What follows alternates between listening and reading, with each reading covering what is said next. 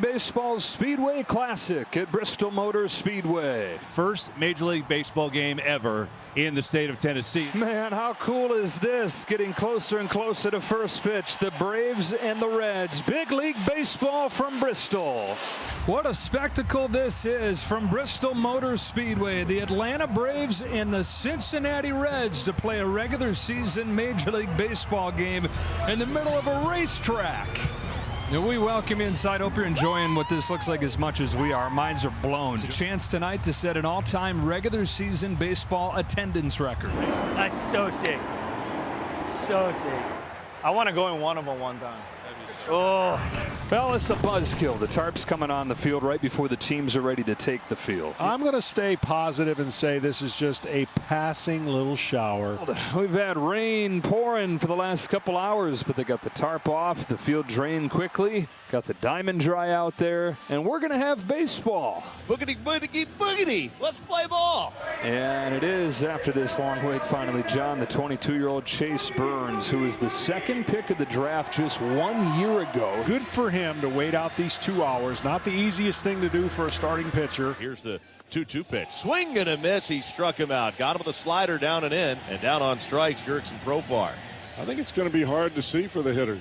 Now another 2-2 comes home for Burns, and a fastball at 100 strikes him out. He puts bookend K's on a 1-2-3 first. It will not be Spencer Strider after the long delay, and said Austin Cox, who's pitched well out of the bullpen for Atlanta. He's pitched well out of the bullpen, and I don't know how many innings he's going to be able to give the Braves, and this is going to be one of those games that you're going to have to fight the elements. TJ Friedl back with the team just today. He was away for the birth of a baby boy. Friedl throws it back. I knew that was going to happen. Way down the right field line as he swings and misses. You could see Friedl on the prior pitch rubbing both hands on the side of his pants, and I don't think that'll be the last bat toss we see tonight. So he'll go back, get a little more stick him on the bat.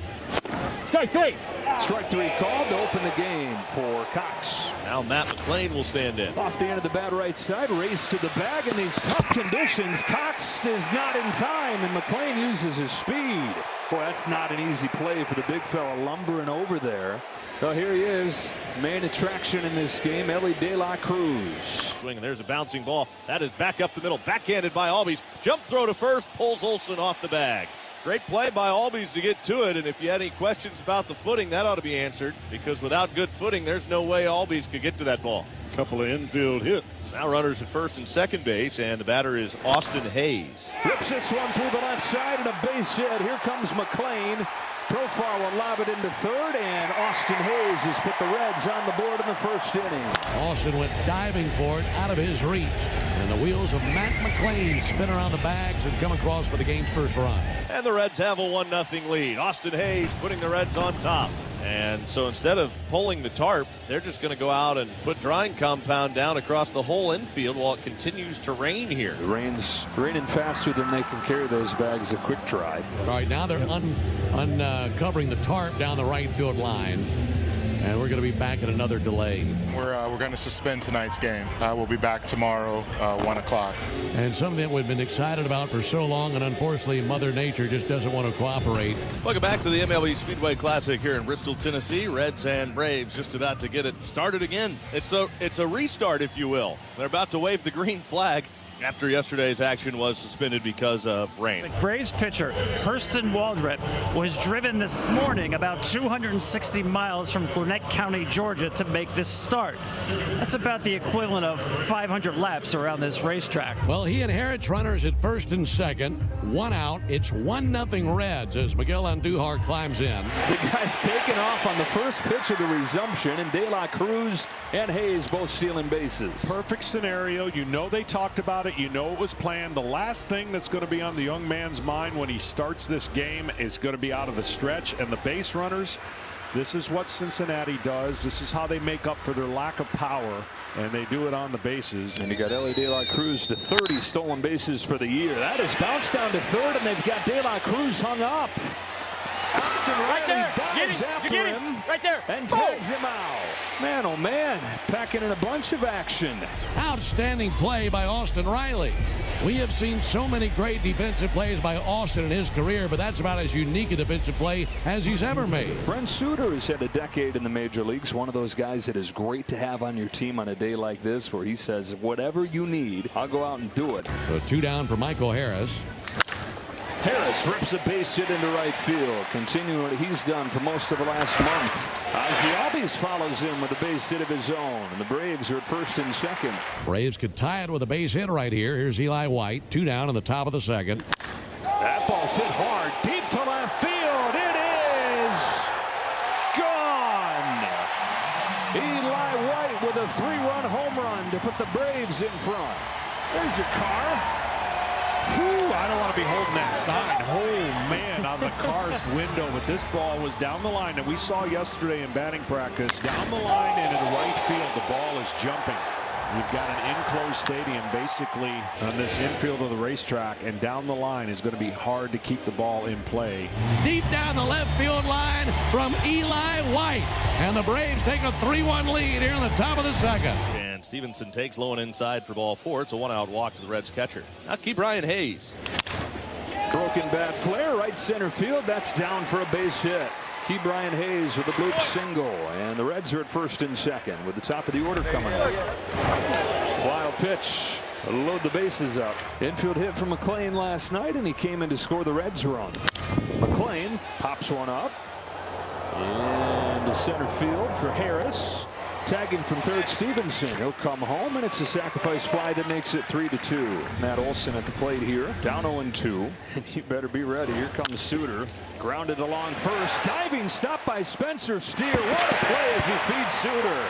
Wow, what a play. You know what's amazing about Steer? Not just the ground he can cover, but how good he is giving the ball up to the pitcher. I mean, that's a backhanded feed. Like you said, he shoveled it on. Perfect feed right to Suter, right there at the bag in plenty of time. Now the Braves have a bona fide 1-out threat here in the 5th.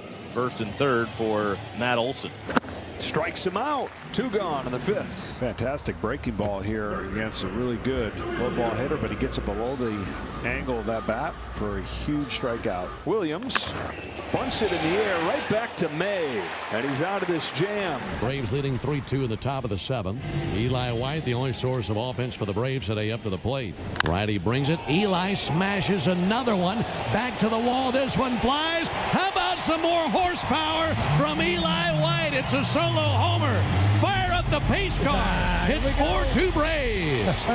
Eli White rounds the sacks for the second time of the game. And right now the scoreboard should read Eli White 4, Cincinnati 2. Man, Eli's enjoying himself here in Bristol. Saying, can we play more games in the middle of racetracks? What a day for Eli. Fly ball right center field. Friedel on the run. He's at the track. Gets off the warning track.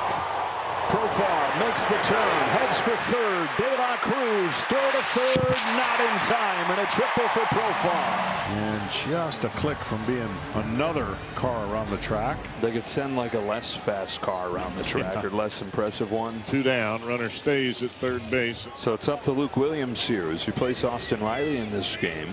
Riley leaving with an injury.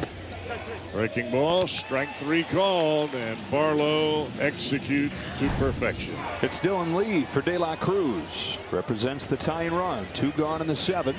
Runner goes 3-2. Bottle rocket. Shallow right field. Albies going out. White coming in. That's Eli's ball. It's Eli's day. Makes the catch, and that ends the bottom of the 7th.